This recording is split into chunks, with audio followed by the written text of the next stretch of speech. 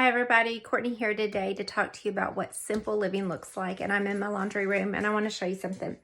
So I did this video and I got interrupted, and so I had to trash that. But if you like this type of material, what does simple living look like? What does frugal minimalism look like in action?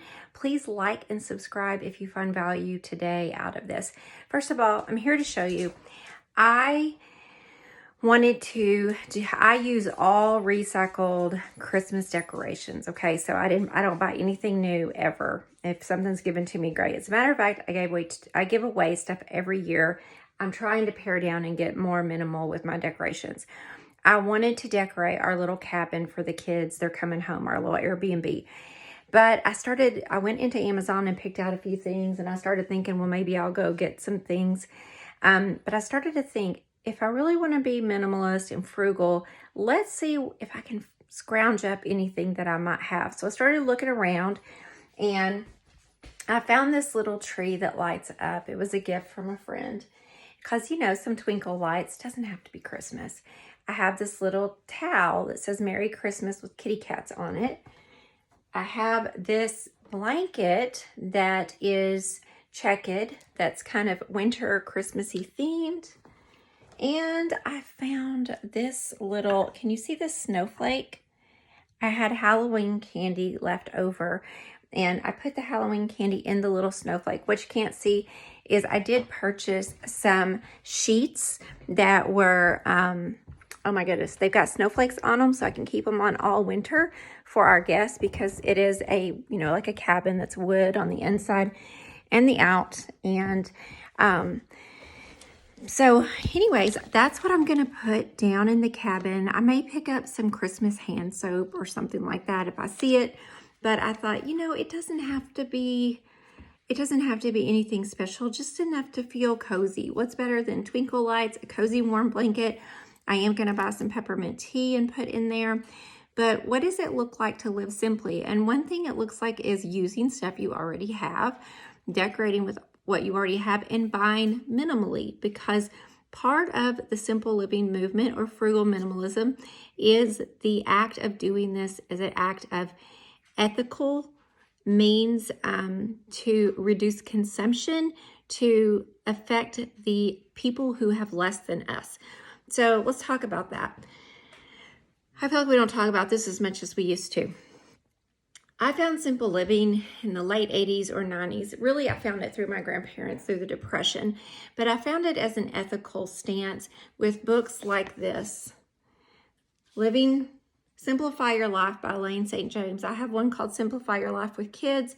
I have the Tightwad Gazette, Your Money or Your Life. A lot of these have an ethical stance in them.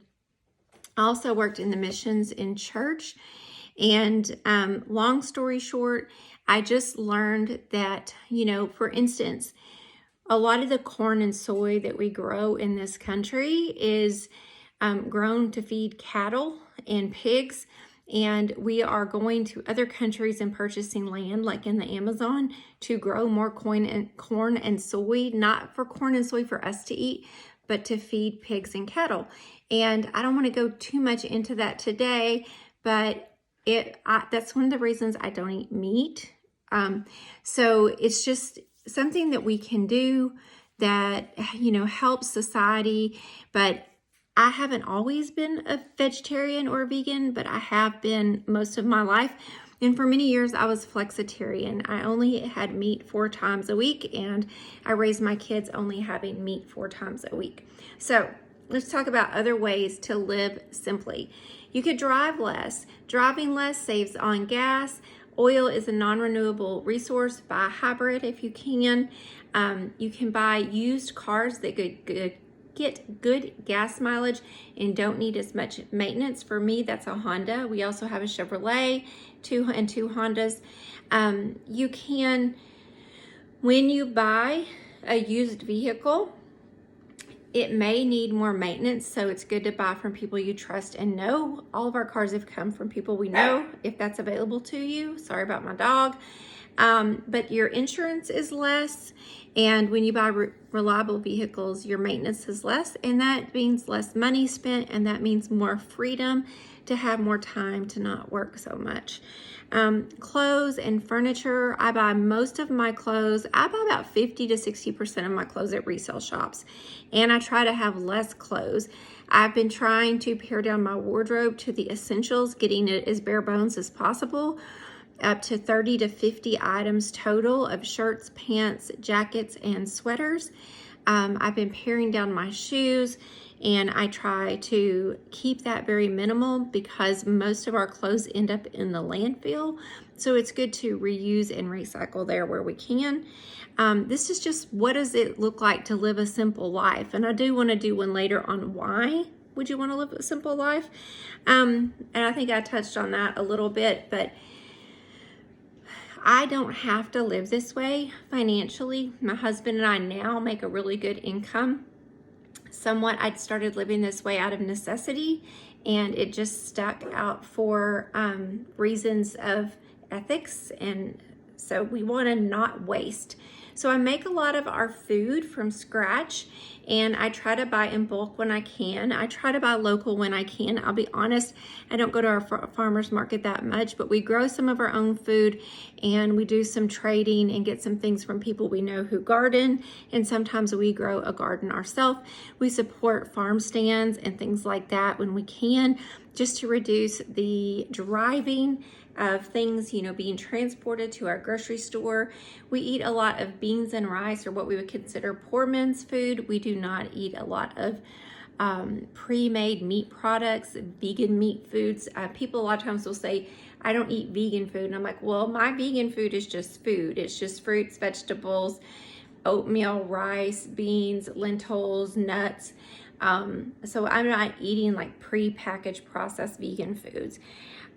Having potlucks, that brings people together. It's a great way to save money. The word simplicity means like plain or simple or less complicated, slower. So that in simplicity in itself is doing things more yourself, keeping it simple. It helps us to do things it helps us clean things or fix things before you buy something new. So you saw what I did there with the Christmas. I started thinking, what do I have that I can use? And also, I will clean up things like wash a dog bed, wash a rug before I will buy new. I will try to make something last as long as it is functional and isn't torn or tattered. Like these, I know you can't see very good. I have the lights off on purpose so you can see the beautiful Christmas lights and the fireplace. And because the light coming down was just harsh. But these chairs were given to me by my mother when she got new chairs. I've had them for 5 years now, and the cat had kind of clawed them, and all it did was put like some fringy stuff. I got the scissors out and I just snipped them away. I got the little hand back out and I get the cat hair off of them, and they still look nice today. I haven't found any that are better than what I have now. I will repair things before I will get something new. I will try to decide if I really like it. Over here, let me show you something. I wanted to buy a cabinet. I don't know if I've addressed this or not. I'm gonna turn the lights on, so just bear with me for a second. Okay. I wanted to buy something to put my cat's food on because they were eating on the dining room table. I know, that's disgusting. We eat at the bar, and when company comes over, we eat at the dining room table, which I did not want my cats jumping on the dining room table. So I found this little piece. Can you see down here? It's got this beautiful leaded glass. I found this little piece at the flea market for $79. It lights up, but I'm afraid it's a fire hazard. So it lights up, and I just decided that would do. I went and looked at new furniture because I had looked on Marketplace. I had looked at the flea market. I had not found anything. And on Market, and I didn't have anything I could reuse in my house because I have gotten rid of a lot. I couldn't find anything on Marketplace. I went to the furniture store. a nice furniture store, and I was shocked. There was nothing below $550. Everything else was up to $1,500. And while the boards across the shelves might have been hardwood, the backs were fiberboard. And I'm like, not to mention, I live in Weyerhaeuser country. Weyerhaeuser is a lot of the wood that's produced. I live in the part of the world where there's a lot of sawmills, and those sawmills produce wood for the world. And I drive around my state, which is heavily wooded. I live in Arkansas, and I see forests that I used to see as a child being cut down. I don't know if you noticed, but they're cutting down national forests now. They're cutting down state parks. It's really sad that they're allowing these leases on these lands that we pay for, that we preserve, or we're trying to preserve. So I know that that's directly related to consumption. And when we use less products made of wood, we help reduce, they are renewable resources, but they take many years to grow. Can't keep up with that. And a lot of the trees that they grow, like pine trees and evergreens, while they do somewhat support the oxygen, carbon dioxide exchange, it is not the same as hardwood trees. It is not as good, and it's very, very bad for our air and for our planet. So buying used furniture is very good for the planet. It's very good for nature. You know, there's things like we have a farm, we own 40 acres, and we don't use any insecticides unless it's absolutely necessary. Like if you get fire ants, we try to get rid of them by natural means first. Because insecticides often do things like kill the honeybees, and then the pollinators aren't there to pollinate the plants. I could go on and on, but I won't.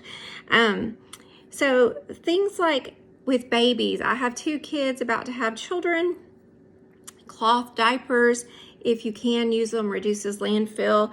Natural toys, like blocks. I have a wooden train set that I've saved for the children. It's the Brio brand. I don't know if you all remember that, but I have saved all of that. Natural toys. I have a degree in early childhood education and development and administration in the Italian method of education for preschool, Reggio Emilia. We encourage sand play, water play, nature play, block play. Natural toys, natural play helps the brain develop. There's less chance of ADHD when children aren't exposed to screens early on, or less screens. And I know that's really a problem today. I'm going to have to suck it up and handle that, I'm sure. So those things are also cheaper and simpler. When my children were little, we had outside day every day. All of our vacations were around going and checking out cool libraries. There's bathrooms in libraries, there's children's libraries. We would go to the parks, we would go to the free museums, we would go to the cheap museums.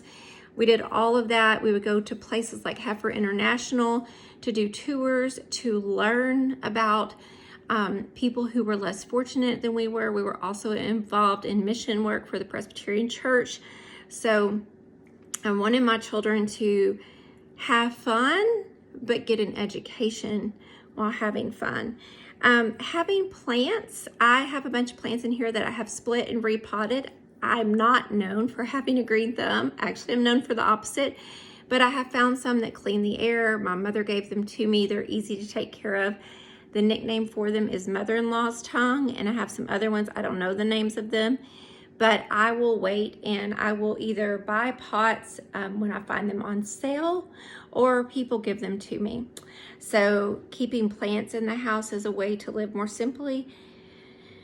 Getting involved in community life. My husband and I do things like go to the library. Last week we went to the Bluegrass Jam at our library. There's a Bluegrass Festival at our library this week.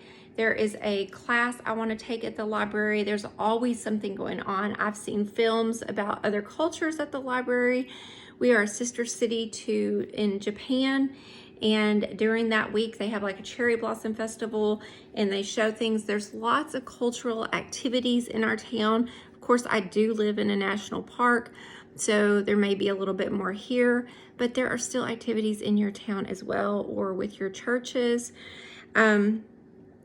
We live a very slow life, and we keep a lot of time buffer between things. So Like today, I had planned on staying home all day, but my rheumatoid arthritis has been acting up and I had to go get a steroid shot.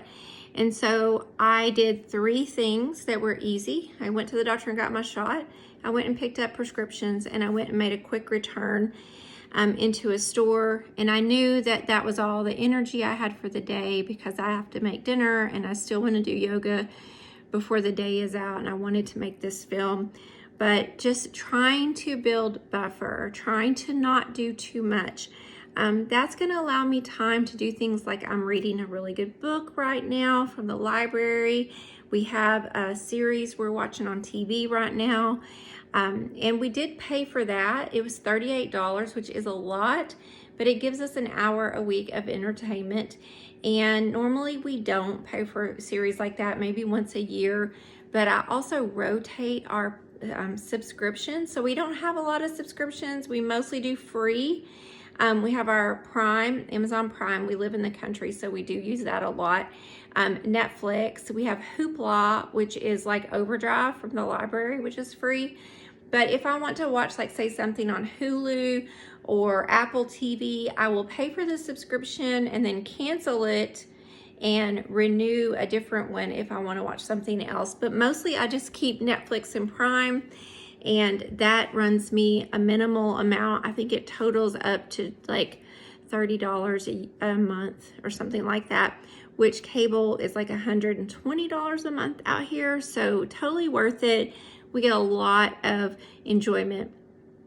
The other things we do as people who live a simple life are, let's see, we cook home cooked meals, we drive less, we take a lot of walks in nature on good days, we exercise at home, we read a lot of books, we read books that are free. We don't hardly buy books at all, not to say I never do, because sometimes I do. We ask ourselves, if this is just a recap, if we can use something else before we buy something new. If we can get a better deal, we shop around. So those are all things that we do to live more simply, because it allows us freedom. And I truly believe, I'm going to share a fact with y'all. My husband and I, when we met, and I've done videos on this, when we met 11 years ago, we were broke. I only had an income of $15,000 a year. And I did have my 401k contribution, which at the time was around 80-something thousand, but I wasn't going to touch that. But I income 15,000, and I had some debt.